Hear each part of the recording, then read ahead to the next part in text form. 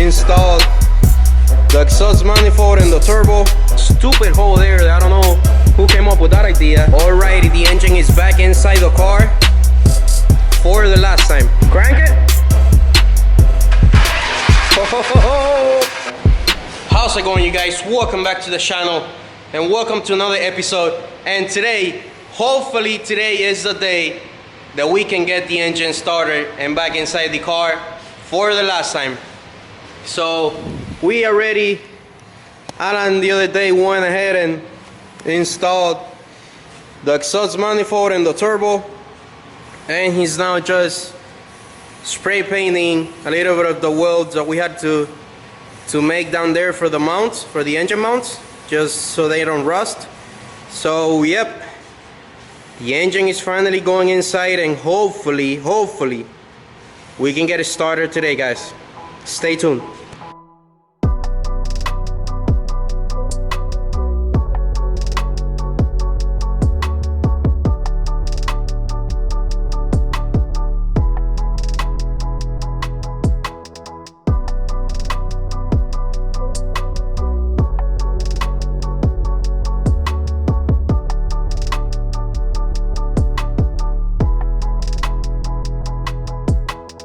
Alrighty, the engine is back inside the car for the last time, hopefully, and we hope we don't have to take it out anymore. So we're gonna go ahead and double team here. Alan is gonna go ahead and start working on putting in our fuel filter and start to run the lines all the way to the back of the car. And I'm gonna go ahead and start putting together the engine harness that we got from Whiting Specialties. So yeah, we're gonna go ahead and double team this to see if we can get it started today. The quality on this engine harness that Whiting Specialty makes is just awesome and really simple. It's like a plug and play, guys, so they should go really smooth. We have my uncle here today helping us out. He's just running all the cables through the grommet that goes on the firewall, so we don't get any water or anything inside the car. So yeah, we should have this Whiting harness inside the car really soon. I mean, we have a whole bunch of clearance. From there's where the Whiting harness is gonna come from, and then it's just gonna go throughout the engine.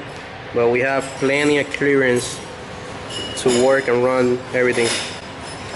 So yep, I think it's time to go ahead and start this bad boy already. It has been sleeping for a really long time. It's time to wake them up.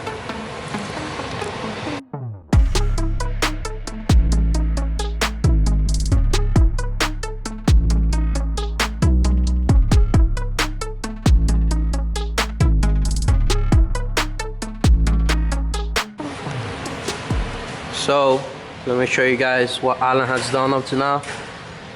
He already passed the feed through the trunk where the spare goes and it's coming down. And here we have our fuel filter. We were gonna put it on top of the car, but then we were like, then when you need to go ahead and either replace the filter inside or do something with it, it's better here that we can put like a tray on the bottom, and then all the fuel is not gonna be inside the car. So it runs all the way from the bottom of the car. We still need to strap it down, and it's gonna go up right through there. So yeah, one step closer.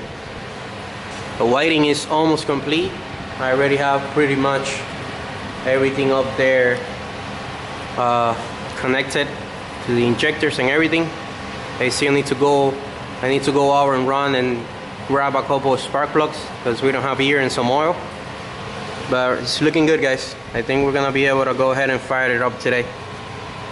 I will show you more of the harness when Alan is done putting up the fuel lines. So yeah, it's coming out good, guys. The right way to solder a cable, guys. Use a torch. Yep. Toasty.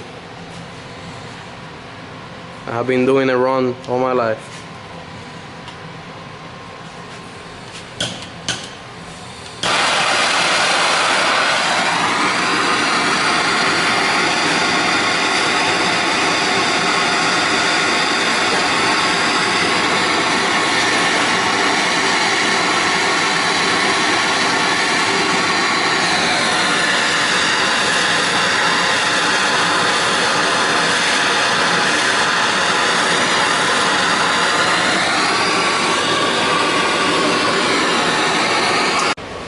So I just got back from the auto parts.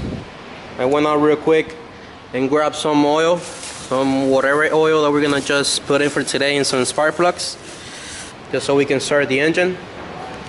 Alan here, everything is almost, well, back here everything is already done for the fueling. Then the lines go all the way to the front. It's working now on the return line. Look at the whiting harness, everything super nice. Straight fitting, dash 6. Okay. Righty, so we're gonna go ahead and start doing the whiting inside the car. So here I printed off from Whiting Specialties. They're pinned out for the positive for the ECU, ground, starter, and all of those things. So I'm gonna go ahead and start tracing the wires and start making our connections to see if the engine wants to crank. So we already did our temporary connections. Here we have the starter, and here we have the power to the ECU and the coils, and I think that's pretty much it for now, so we can crank the engine. I'm gonna go ahead and put this now where for the injectors. I think this is for like the low impedance or high impedance, I'm not sure. So we're gonna plug it here. I know here you plug in the original one, but the injector kit that we bought brought this, so I'm guessing this is the one that we're gonna need. Then here we have a stock R33 ECU, which is the one we're gonna run for now to start the car and make sure that everything is okay before we plug in an aftermarket one. So yeah, let's plug all of this in and try to crank the engine. Well, we need to pour a little bit of oil inside the engine too. We cannot forget about that. But yeah, we're almost about to start the engine. So the shifter is already installed. We're gonna go ahead and test now to see if the ECU gets power. And we have power there, and we should have, yep, we have a light in there. So we have power. Let's go ahead and start checking for leaks and start taking this one step at a time. Now it's the hardest part. All the little details that start popping up. Oil's going in. I can't believe we are already up to this stage. And it seemed like it was never going to get any oil or try to start, but we're here. We're getting it done. Yep, let's put some oil, then prime the injectors, make sure we don't have any fuel leaks, and that we have some pressure. Yep, feed that oil to the engine.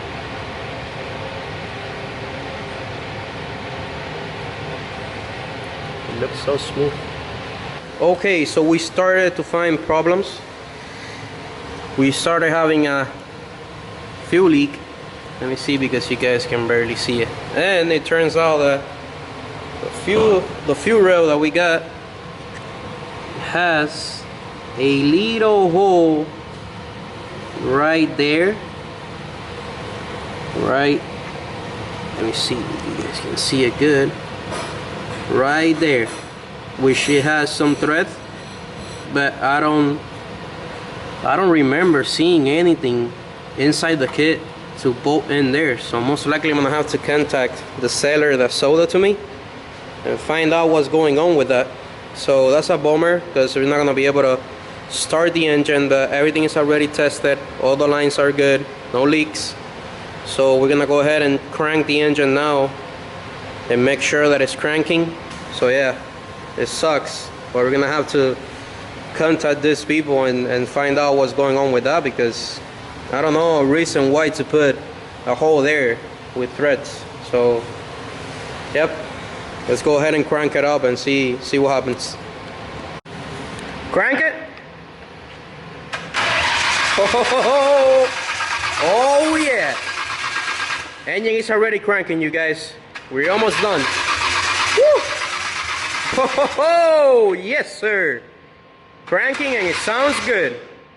Man, if it weren't for that stupid fuel rail with that stupid hole there, I don't know who came up with that idea, we could have just started the engine right now today, guys. So I mean, I was hoping for everything to be good and be able to start the engine today, but that's something that was not in our hands. We tried our best. I mean, we were able to get everything done from our side. Now that stupid oil leak in the fuel rail, I mean, Jesus, I don't know what to say, guys. But there you have it. The engine is already cranking, so it's a matter of time now for the car to run. So thank you so much for watching. If you're still watching up to now, hit that subscribe button, hit the bell, like the videos, and stay tuned for more, guys.